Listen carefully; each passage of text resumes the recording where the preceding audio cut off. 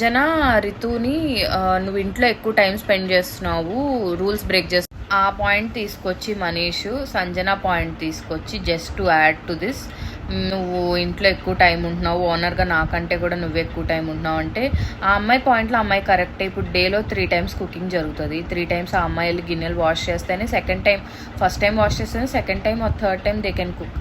So ఆ అమ్మాయి ఎక్కువ టైం ఇంట్లో ఉండాల్సిన ఇది ఉంటుంది.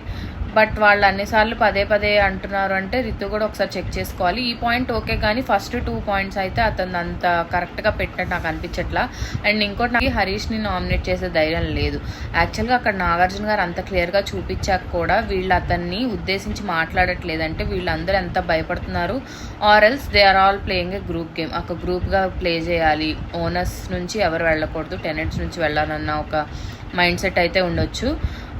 అండ్ మనీష్ బర్నీ గారిని మీ వల్లే మాలో బ్రేక్స్ వచ్చాయి అన్నాడు, అది కరెక్టే కాదు. మనీష్ తనకు కోపం వచ్చినప్పుడు ఓనర్స్ అందరినీ ఏదనాలా అవన్నీ అనేసి లాస్ట్కి ఆ బ్లేమ్ ఎవరో ఒకళ్ళ మీద తొయ్యాలి కాబట్టి బర్నీ మీద తోసినట్టు నాకు అనిపించింది. అవన్నీ తన ఓన్ వ్యూసే, తనకు ఆ సిచ్యువేషన్లో అనిపించినవి అనేసాడు.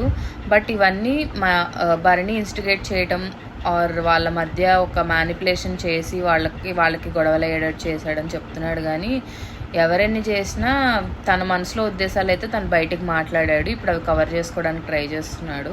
But if in case Nagarjuna గారు కనుక ఈ వీడియోస్ ఏవైతే మనీష్ మాట్లాడిన వీడియోస్ కనుక సాటర్డే రోజు చూపిస్తే అప్పుడు ఎలా ఉంటుందో సిచ్యువేషన్ అయితే చూడాలి.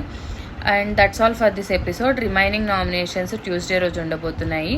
ట్యూస్డే రోజు జరిగిన ఎపిసోడ్ లైక్ ఎపిసోడ్ నెంబర్ 9 గురించి నేను రేపు వీడియో చేస్తాను. అండ్ మీకు ఏదైనా వ్యూస్ ఉన్నాయి నాతో షేర్ చేసుకోవాలనుకున్నా, నేను ఏదైనా వీడియోలో మిస్ అయ్యానని మీకు అనిపించినా నాకు కమెంట్ చేసి చెప్పండి. Thank you for watching.